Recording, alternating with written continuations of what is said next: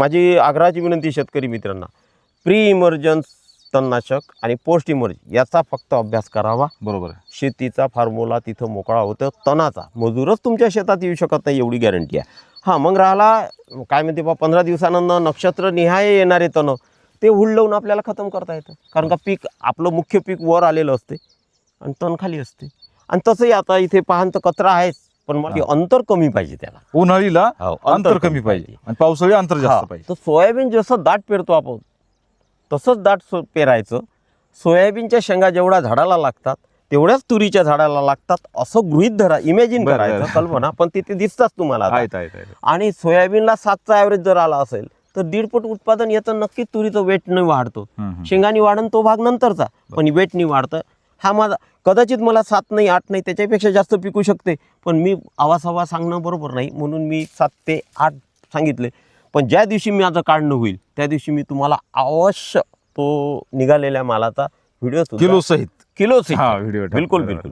शेतकरी मित्रांनो, रामराम. माझ्या हातामध्ये दिसते उन्हाळी तूर. आणि उन्हाळी तूर जसं मी पहिल्या व्हिडिओमध्ये सांगितलं होतं की तुम्हाला मी ही तूर काढायला आल्यावर सुद्धा दाखवतो.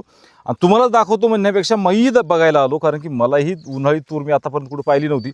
मला हे पीक लावायला आवडतं, कारण की तूर म्हणलं की तुरीला खर्च कमी आहे, तुरीचं भूस कामं येतं आणि तुरीचा भावही चांगला मार्केटमध्ये मिळतो. कारण की हे सीझन संपल्यानंतर आलेलं आता पीक आहे, त्याच्यामुळे भावही त्याला चांगला मिळणार आहे. तर असं हे नाविन्यपूर्ण पीक मोहल्ले सर यांनी त्यांच्या या SRT तूर लागवड क्षेत्रामध्ये घेतलेलं आहे.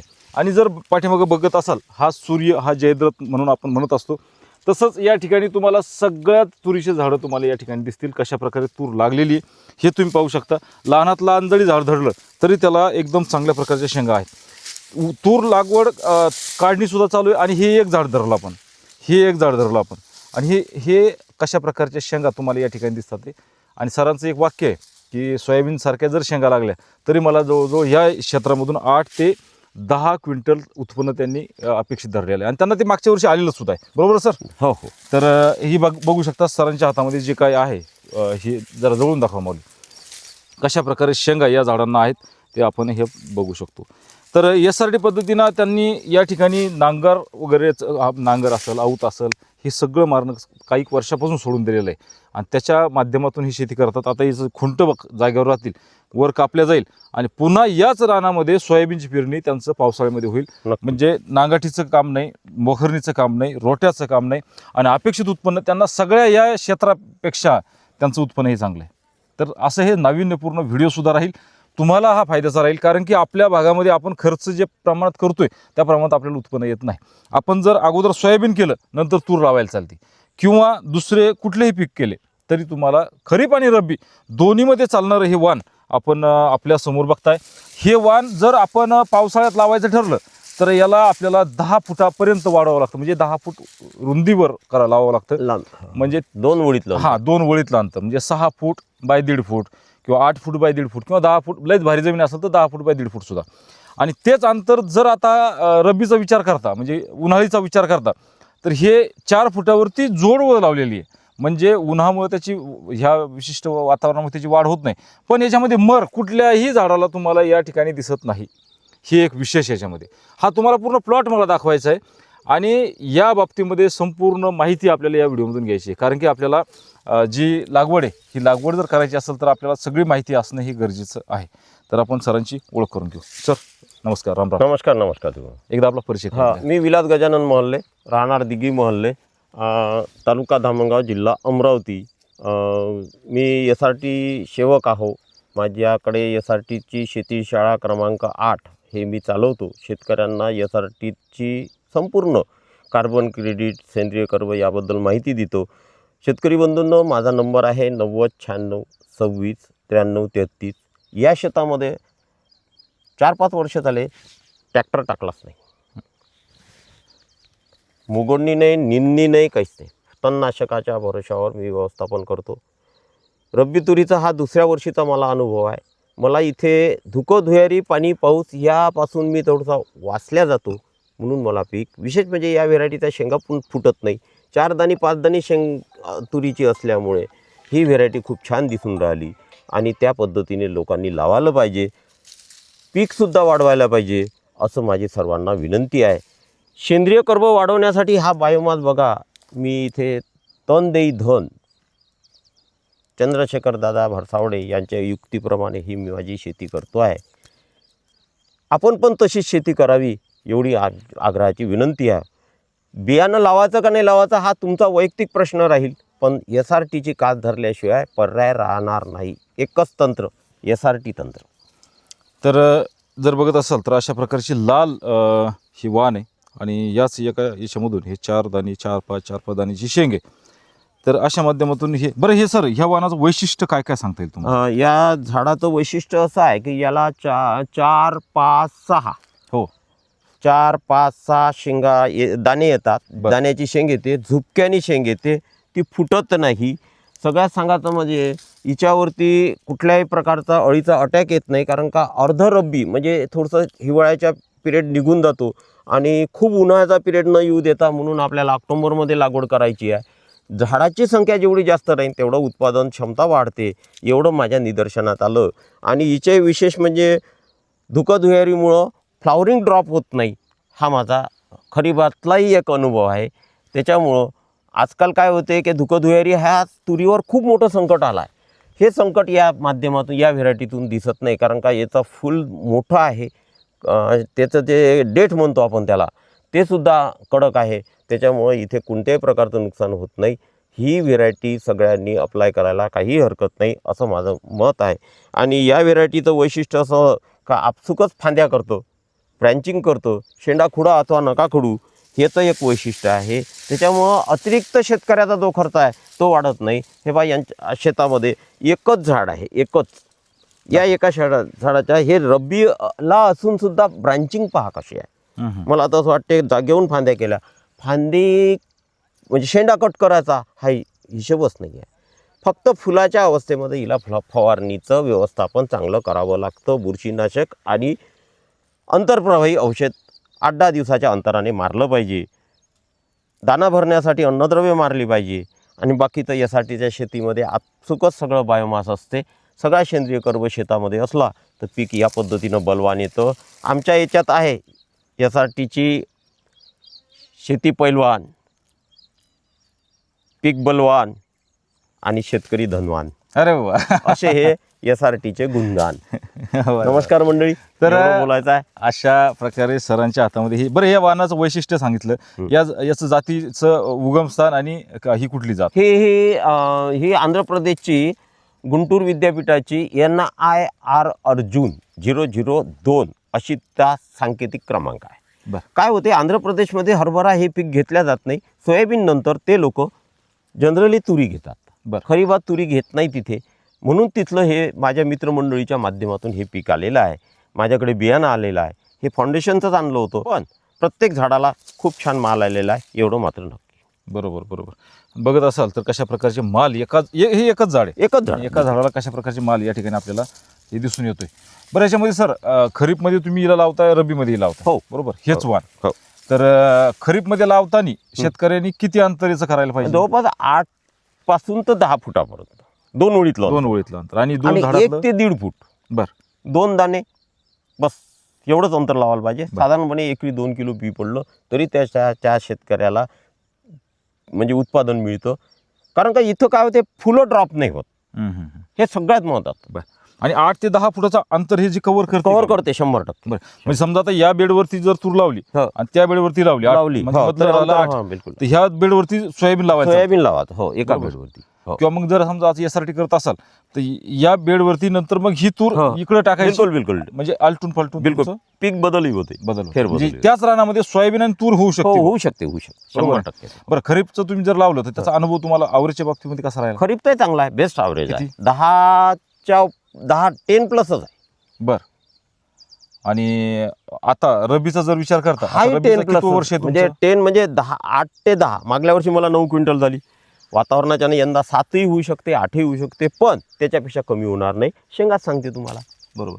आणि खर्चाच्या मानात जर विचार करता दुसऱ्या पिकाच्या तुलनेमध्ये याचा खर्च फार कमी. एक खाताचा डोस आहे फक्त 8-21-21 तो खाताचा डोस दिलेला आहे. एकरी एक बॅग. हो, 40 किलोचं खत आहे फक्त त्यात. बाकी दुसरं खत नाही. बाकी मग सगळं कारण का SRT मध्ये बायोमास तयार झालेला आहे, सेंद्रिय कर्ब तयार झाला आहे, त्याच्यामुळे मला जास्त द्यायची गरज पडत नाही. आजही पानं टवटवीत आहे तुरीचे, सोंगायला आली तूर, शेंगा वाळल्या तरी पण पानं पानं सोडली. मात्र हिरवे कंचा. याच्यावरूनच लक्षात येते का सेंद्रिय कर्ब किती छान असायला पाहिजे. आपण म्हणजे आता नांगट- सर्व अन्नद्रव्य तिथे हा, हा. उपलब्ध आहे. आता नांगट न करायची किती वर्ष आता हे 5वं वर्ष. 4 वर्ष तर नक्की आहे, कारण का पहिल्या वर्षी जे 5वं वर्ष पकडतो, पहिल्या वर्षी नागरटी करून बेड केले बेडच म्हणजे पहिलं वर्ष सोडून द्यायचं आणि नंतर कुठेच मशागत नाही. फक्त नाली मारलेली आहे मध्यंतरी. माझी ब्लॅक सॉईल असल्यामुळं काय होतं, दणक्या पाण्यानं ते माती ओसरल्या जाते, त्याच्यामुळं ती म्हणजे बेडचे नूतनीकरण करणे, बेड सावरणे एवढं. पण बेडचा टॉप मी कधीही मोडलेला नाही. पण मला एक सांगा, जर शहरी भागातले जो शेतकरी शेती करतात, तर आता तुम्ही शहरी भागातले हो, हो. असं म्हणायला हरकत हो नाही. हो, मी धामणगाव रेल्वेला बरोबर आहे. राहत. हो आणि तालुक्यातले. या ठिकाणी त्यांची 10 एकर जमीन आहे. हो हो, ही माझी. 10 एकर जमीन त्यांचा एकच माणूस पाहतो. हो नक्की. म्हणजे याच्यामध्ये मजूर फक्त कापणीला, लावणीला सुद्धा टोकन यंत्रा साहाय्याने लावणी होती, फवारणी एकच माणूस करतो आणि कापणीला आता 4-5 मजूर लावलेले. म्हणजे फक्त त्याला कापणीलाच मजूर लागतं. खुरपायला तुम्ही खुरपतच नाही काहीच नाही. खुरपणाचा विषय नाही. हुड लावून तणनाशक मारणे या वेळ प्रसंगी. प्री इमर्जन, पोस्ट इमर्जन जर मारलं तर मग गरजच पडत नाही. माझी आग्रहाची विनंती शेतकरी मित्रांना, प्री इमर्जन्स तणनाशक आणि पोस्ट इमर्जन याचा फक्त अभ्यास करावा. बरोबर आहे. शेतीचा फॉर्म्युला तिथं मोकळा होतं. तणाचा मजूरच तुमच्या शेतात येऊ शकत नाही एवढी गॅरंटी आहे.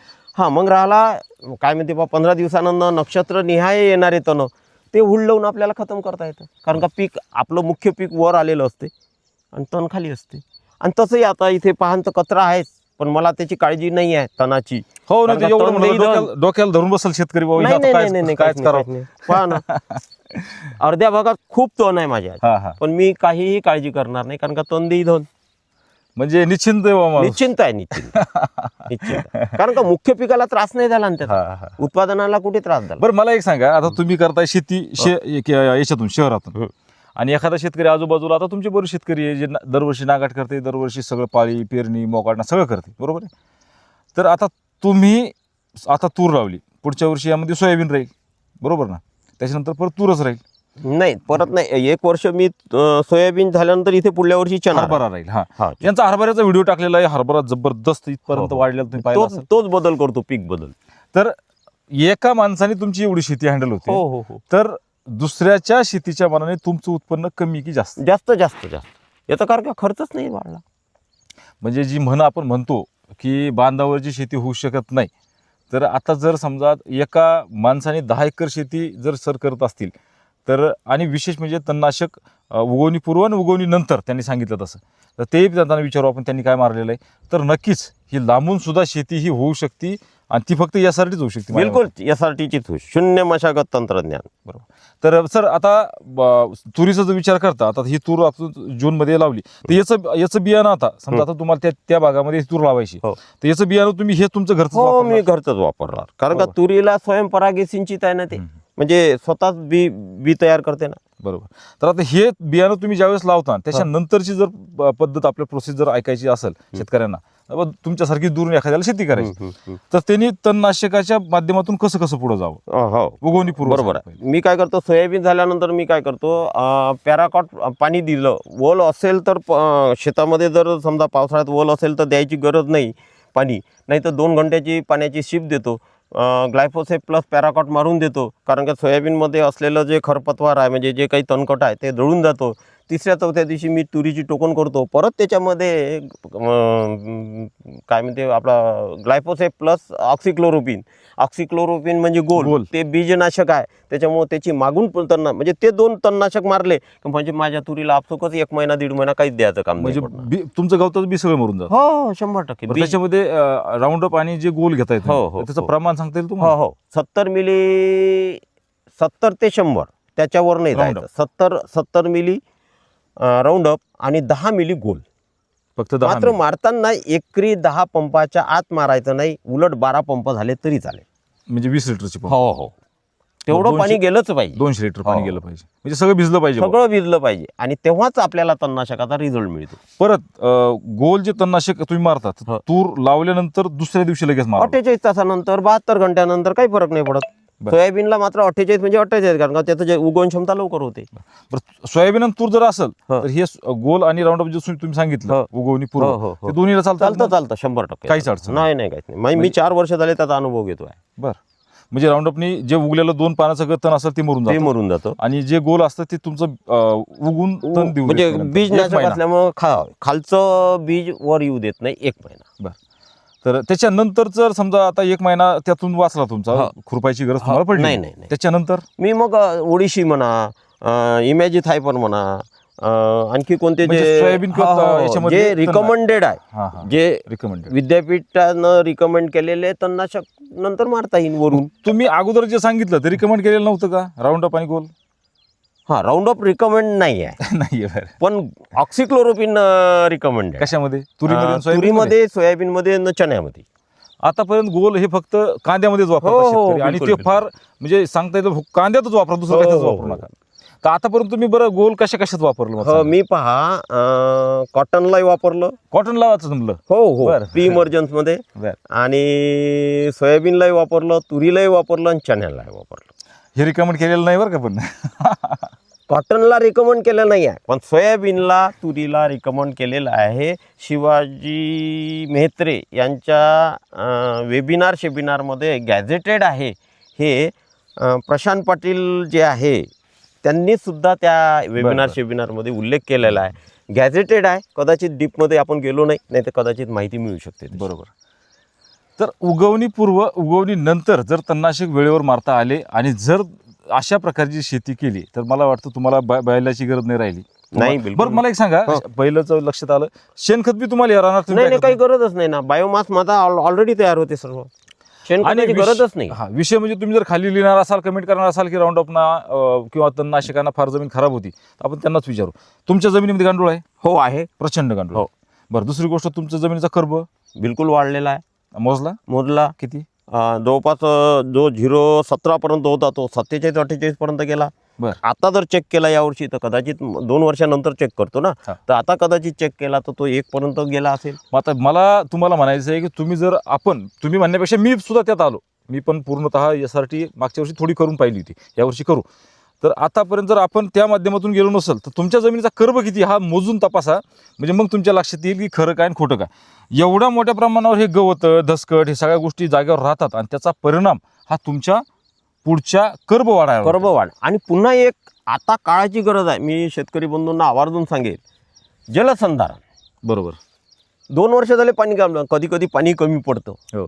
पाणी पडतं तर ते जुन्या काळातल्या झडीसारखं नाही पडत, दणके पाणी पडते. बऱ्याच लोकांच्या शेतातले पाणी बाहेर जाते, पण माझ्या शेतातलं पाणी एकाएकी बाहेर जात नाही. जोपर्यंत माझी जमीन पोट भरत नाही तोपर्यंत पाणी बाहेर फेकत नाही. याचं कारण का मुळ्याच्या ज्या केशरचना आहे, केशवाहिन्या आहे, या माध्यमातून पूर्ण आतमध्ये चाललं जाते. बेड आहे, ते बेडमुळे तुमचं पाणी आडल्या जातं आणि पाहिजे तेव्हा ते पिकाला वापरतात. जेवढं आवश्यक आहे तेवढं जमिनीतच मुरल्या जातं साहेब. बरोबर. कारण का हे काय म्हणते धसकट, म्हणजे त्या वाढलेल्या धसकटानं पोकळ्या तयार होतात. त्या पोकळ्याच्या माध्यमातून सर्व पाणी आतमध्ये चाललं लागते. जिथपर्यंत मुळाची केसरचना पाईपलाईन तयार आहे, मुळाची पाईपलाईन हे जास्त महत्त्वाचं आहे, आतमध्ये पाणी जाते. म्हणजे मला पाण्याची अडचणच पडत नाही. माझ्या बोरवेलचं पाणी सुद्धा वाढलं, विहिरीचं पाणी. हो, विहिरीचं पाणी वाढलेले अनेक उदाहरणं आहेत.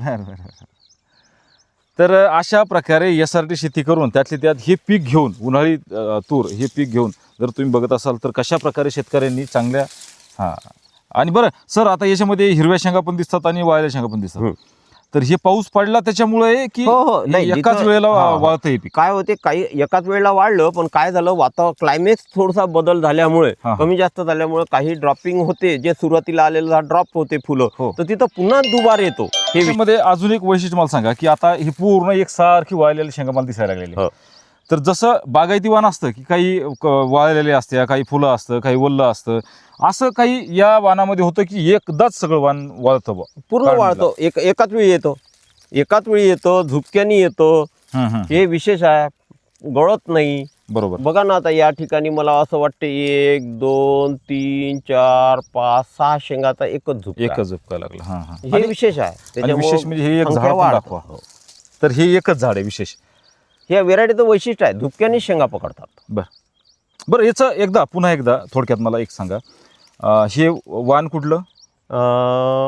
आंध्र प्रदेश NRI अर्जुन गंटूर विद्यापीठ. बर.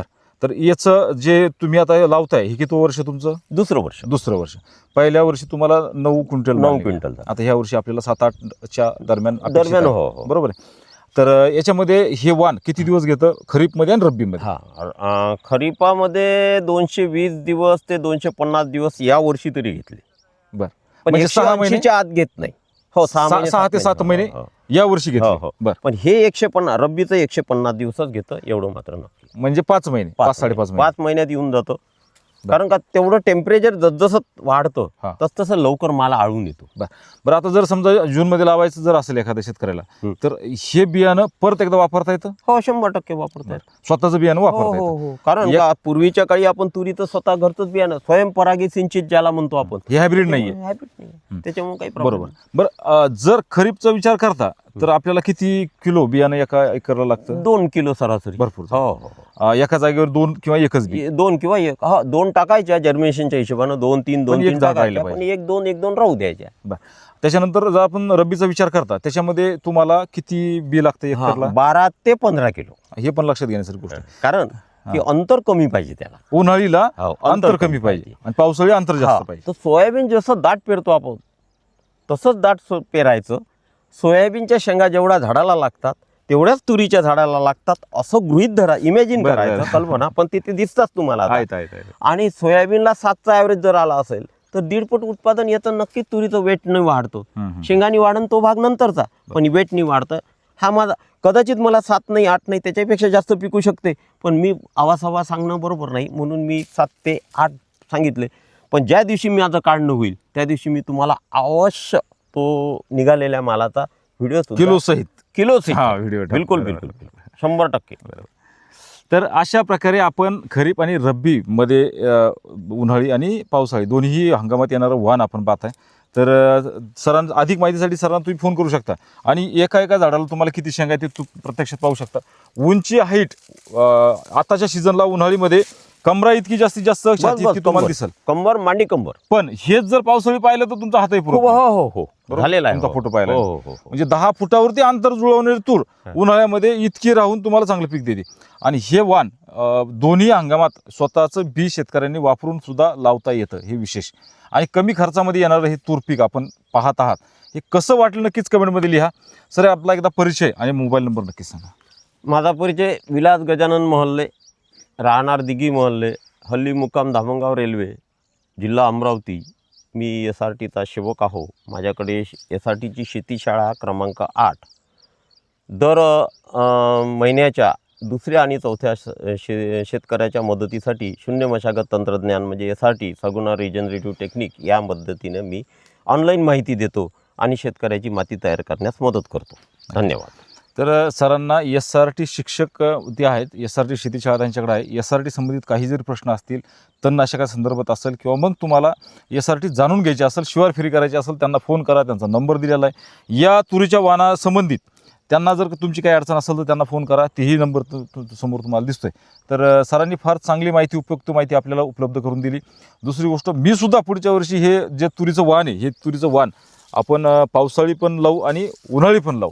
कारण की याच्यामध्ये जो लागणारा खर्च आहे हा लागणारा खर्च कमी आणि उत्पन्न त्या मानाने भरपूर चांगलं आहे. मला असं म्हणायचं आहे, या उन्हाळ्याचा पिरियड असून सुद्धा ऑफ सीझन मधली शेंग पहा किती छान भरलेली आहे. बरोबर. आणि मला वाटते 1 2 3 4 5 बरोबर 4 दाणी 5 दाणी काही 6 दाणी अशी शेंग येते, म्हणून उत्पादन वाढते. झालं होतं हे मध्यंतरी हे जे वातावरण होतं 4-5 दिवसाचं त्याच्यामुळे थांबलो, नाही तर आतापर्यंत मागल्या वर्षी माझी बरोबर 30 तारखेला कटिंग झाली होती. 4 तारखेला माझ्या घरी बियाणं आलं होतं. म्हणजे 5 महिन्यामध्ये 4 एप्रिलला माझ्या घरी बियाणं आलं होतं. बरोबर. आजची आता 6 एप्रिल आहे, पण आता कापणं चालू आहे. फक्त एक आहे, 1 हप्ता लांबलं, त्याला काही विशेष वाटत नाही मला. बरोबर. तर व्हिडिओ पाहून तुम्हाला तूर कशी वाटली नक्कीच कमेंटमध्ये लिहा. आणि जर बघायची असेल तर मला वाटतं आता कापणी चालू आहे. उद्या लाईव्ह टाकलेला आहेच. उद्या परवा दिवशी त्यांच्याकडे येऊन सुद्धा तुम्ही हा प्लॉट पाहू शकता. ठिबकवरती लागवड असलेली ही तूर एका 4 फुटाचे हे बेड आहेत. 4 फुटाच्या दोन्ही रांगाला 2 ओळी हे लावलेले आहेत. खत सुद्धा त्यांनी एक बॅग जी टाकली ती सुद्धा टोकन यंत्रांनी माती आडच करून दिलेलं आहे. आणि जी पेरणी ती सुद्धा टोकन यंत्राने केलेली आणि फवारणीचं नियोजन त्यांनी सांगितलेलं आहे. तर व्हिडिओची माहिती कशी वाटली नक्कीच कमेंटमध्ये लिहा. नवीन असाल चॅनल सबस्क्राईब करा आणि सरांचे फार धन्यवाद देतो. धन्यवाद सर. तुमचे पण धन्यवाद. आपण धन्यवाद. इतक्या दुरून आलात. नाही सर, मला लावायचं आहे पुढच्या वर्षी, त्याच्यामुळे आता माहिती तर घ्यावं लागेल. बिलकुल बिलकुल. नक्कीच. तर अशी माहिती सांगायला मी तत्परच आहोत. बिलकुल बिलकुल बिलकुल. धन्यवाद. तर धन्यवाद. राम राम. यासाठी टीम आल्याबद्दल धन्यवाद.